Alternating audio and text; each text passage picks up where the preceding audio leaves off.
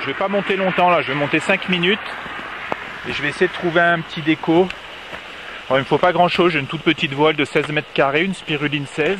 C'est pas très gros, je vais avoir 3 kg de parapente à peu près.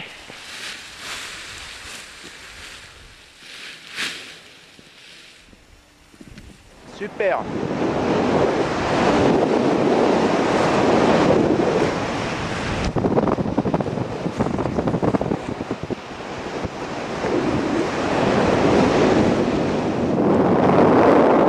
Latéraux, c'est le petit héliport, le petit champ. J'ai pas beaucoup de possibilités de le rater. Même pas du tout. Il faut que je réussisse en une fois. Voilà, je ralentis la voile, je vais me mettre en finale. Je vais essayer de poser juste après les cailloux sur l'arrondi.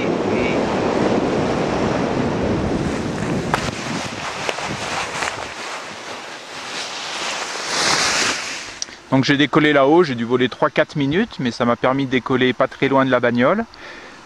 Je vais replier et c'est parti pour la montée à la montagne de Thiais. Il y a environ, je crois, 700 mètres de dénivelé par un sentier bien sympa. On sera dans des parties complètement dégagées. On va retraverser une forêt en haut et vraiment à la fin, il y aura de la neige.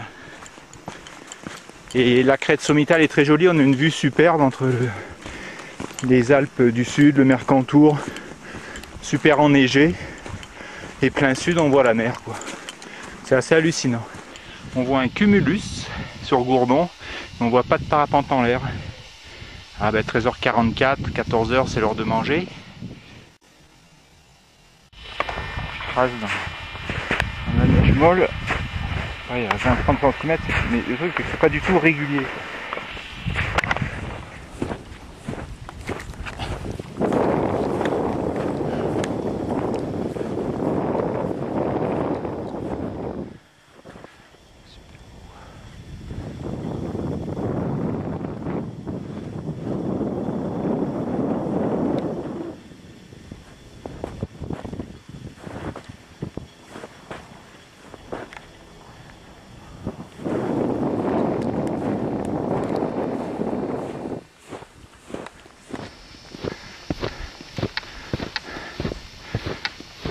Voilà au sommet.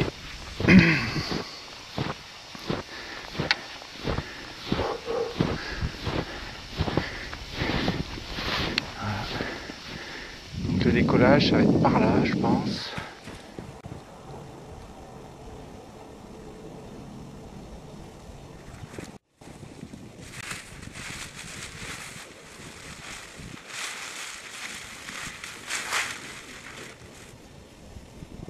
On a choisi avec Tom et Manu de faire des parapentes de petite taille, tu vois, entre 14 et 18 mètres carrés, voire on essaye même en dessous de 14 maintenant, 14 mètres carrés. Et les spirulines, c'est fait pour décoller à pied, hein. On veut vraiment une utilisation très large et même très grand public. On a plutôt choisi des voiles très peu allongées, tu as moins de 4 d'allongement, avec peu de cellules, peu de tension dans la voile, ce qui crée des mouvements de la voile dans l'aérologie turbulente, mais en même temps un très bon amortissement aérodynamique, donc qui rassure et qui rend la voile accessible. Là j'ai une spiruline 16 mètres carrés, très polyvalente, là je l'utilise en montagne avec pas mal de poudreuse au décollage, très peu de vent et un décollage très court. Par contre ça permet pour un pilote d'élargir en fait son domaine de vol. Donc de voler sur plus de sites, plus de conditions, etc. Il y a un gros avantage, c'est que comme les voiles sont petites, sont très facilement mises en œuvre. Gonflage sur des terrains très courts, le cône de suspentage doit faire entre 4 et 5 mètres. Le fait qu'il y ait des petites surfaces, c'est pas du tout puissant, donc des gamins peuvent les utiliser en gonflage, même des gens qui n'ont pas du tout d'expérience pour s'entraîner à faire du gonflage de parapente, du contrôle statique au sol, etc. Et nous on voit même une utilisation en école, voire des premiers grands vols, etc. Donc c'est sûr que ça demande de faire un final un peu plus long et surtout de sortir de sa sellette avant de poser, de faire quelques pas, mais l'arrondi est très bon. Et pour le gonflage-décollage, pareil, ça demande de ne pas s'asseoir brutalement après le gonflage, mais d'entretenir une course qui permet d'obtenir la vitesse. Là, les conditions sont bonnes, donc je ne vais pas tarder à redescendre.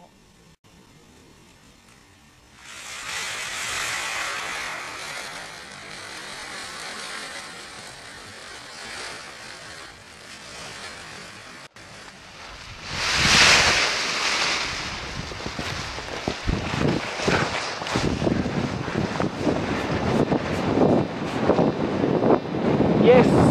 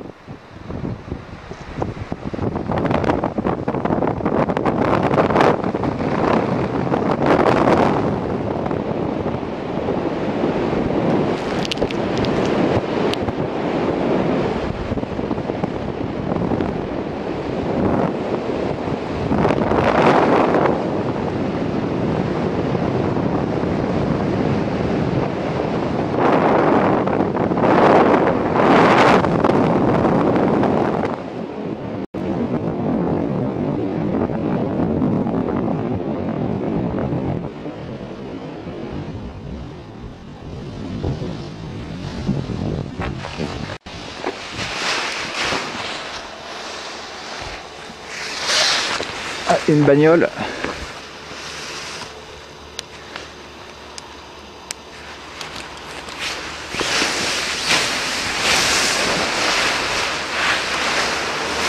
J'ai dû partir 2 heures là.